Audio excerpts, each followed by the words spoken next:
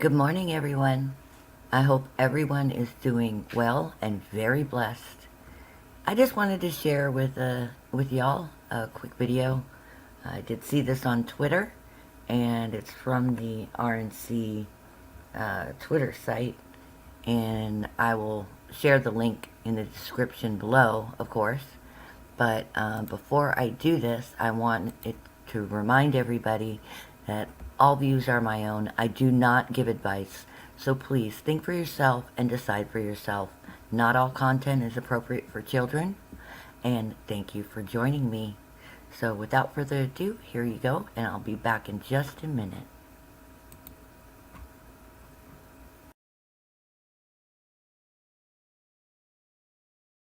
You can run the best campaign. You can even become the nominee. And you can have the election stolen from you. How can you win with Russian interference, though? That's a real what I'm thing. scared about in 2020. But rightly. Because I think he's an illegitimate president that didn't really win. So how do you fight against that in 2020? You are absolutely right. He's an illegitimate president in my mind. Would you be my vice presidential candidate?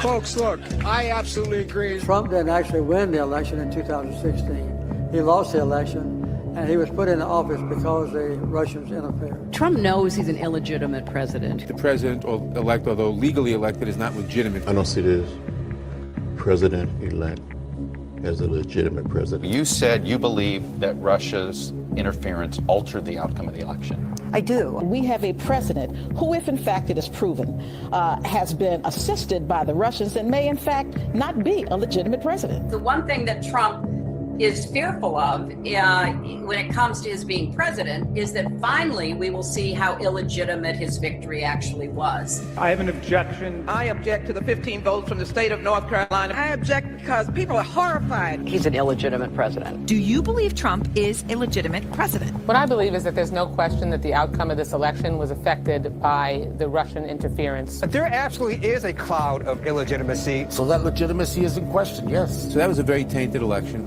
And in that sense, it's illegitimate. Why do you think the president is going to such great lengths to essentially prove that he beat you? Because he knows he didn't. He knows he's an illegitimate president. Stolen emails, stolen drone, stolen election. Welcome to the world of unprecedented Trump. So do you believe President Trump is an illegitimate president? Based on what I just said, which I can't retract. The Russian attempt to have the election, and frankly, the FBI is weighing in on the election, I think makes his election illegitimate. There was a widespread understanding that this election was not on the level. We still don't know what really happened, Isaac. I mean, there's just a lot that I think will be revealed, history will discover, but you don't win by 3 million votes and have all this other shenanigan stuff going on and not come away with an idea like, whoa, something's not right here. The outcome of the election was affected by their interference, and now we need to know, to what degree, if any, the Trump campaign was actually in collusion with with Russia. He knows he's an illegitimate president. So of course he's obsessed with me. And I believe that it's a guilty conscience. We actually won the last presidential election, folks. They stole the last presidential election. If Al Gore won that election, I think he won it anyway. Actually, I think I carried Florida. Bush versus Gore.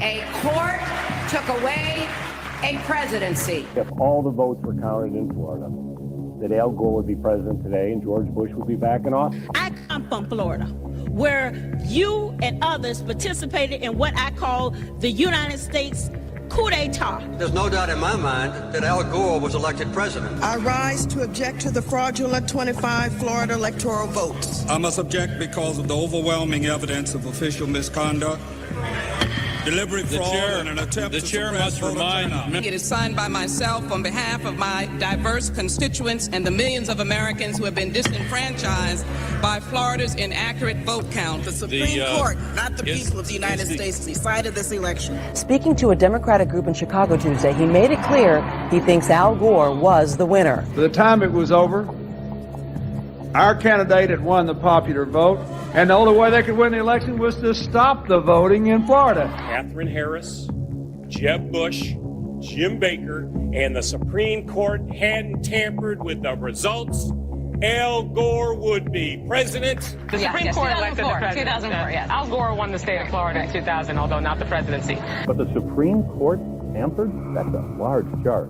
The Supreme Court stopped the counting of the votes, and if they'd let the count go on, Al Gore would have got the necessary votes. The Supreme Court selected George W. Bush as the president. He was not elected. There is overwhelming evidence that George W. Bush did not win this election. What I observed as a voter, as a citizen of Illinois 4 years ago, were troubling evidence of the fact that not every vote was being counted. I don't think that George W. Bush won the election in 2000 against Al Gore, because I think he probably lost Florida and also that nationwide. If you invite me back on this show in about 8 weeks, I think you're going to learn that Al Gore actually did get all the votes there. The court has been thwarting formation of the popular will, the most spectacular example being Bush versus Gore, where the majority, by a 5-4 vote, enjoined the counting of more than 100,000 ballots in Florida and essentially gave America its first court-appointed president. I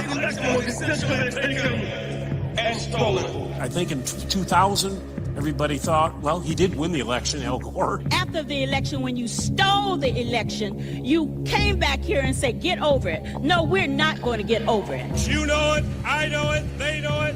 We won that election. Constantly shifting vote tallies in Ohio and malfunctioning electronic machines, which may not have paper receipts, have led to additional loss of confidence by the public. The right to vote has been stolen from qualified voters. In 2004, the democratic process was thwarted. The 2004 presidential election in Ohio was riddled with unnecessary problems. Some machines malfunctioned, causing votes to be counted more than once, or not at all. Based upon an inordinate number of allegations suggesting gross voting rights violations and misconduct, I join with my colleagues in objecting to counting the state of Ohio's electoral votes. As in 2000, the votes of many who wanted to vote were not, in fact, counted. This last Friday night, I arranged to meet Senator Kerry at a fundraiser to give him a copy of my book. He told me he now thinks the election was stolen. The wife of John Kerry said she has lingering doubts about the legitimacy of the election. Her theory goes like this.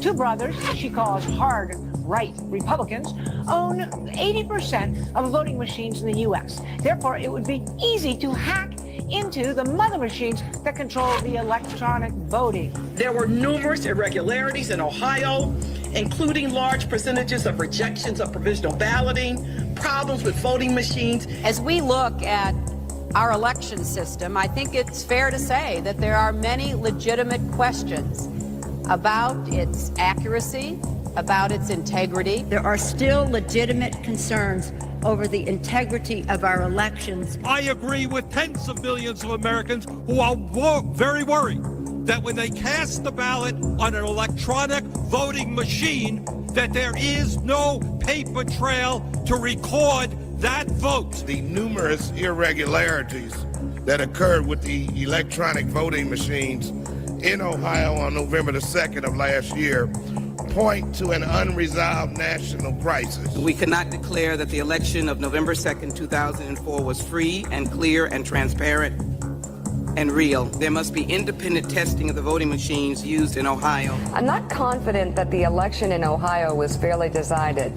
We know that there was substantial voter suppression and the machines were not reliable. The members of Congress who have brought this challenge are speaking up for their aggrieved constituents, many of whom may have been disenfranchised in this process. Treating today's electoral vote count in Congress as a meaningless ritual would be an insult to our democracy unless we registered our own protest against the obviously flawed voting process that took place in so many of our states. Voters who wish to cast a vote for president or vice president can't approach the polls with certainty that their vote will be counted. One of the most significant problems in Ohio and in many other states was the lack of measures to ensure the integrity of electronic voting machines. In 2004, they caused Democratic voters in Ohio to wait for 8 hours before they could cast their ballot.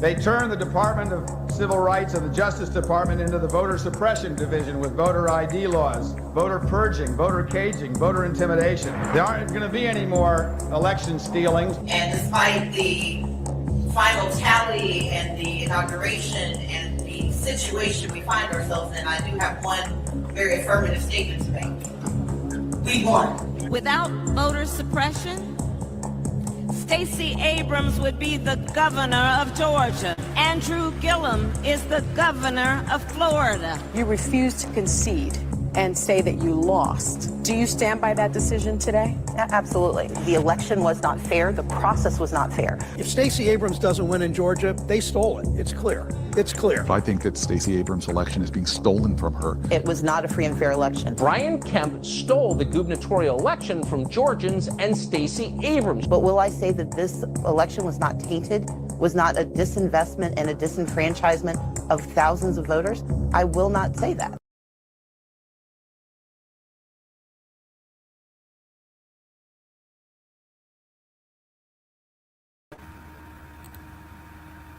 Boom. It's not just one side, people. It's both. Okay? And this is not about politics. I know that sounds weird after just watching this. We are all Americans. We all need to realize it. We all need to come together, and we all need to solve our problems. This is our country, our republic, our Constitution, our states. And we all need to start locally. We need to reach out to each other and love each other and help each other and make our communities better again. If we all do that, we can do this. We can fix this together, all of us. Have a blessed Saturday. I love and appreciate you all. Please help me out. YouTube does not like me. But I'm trying to be fair to all Americans. Have a blessed day. I love you.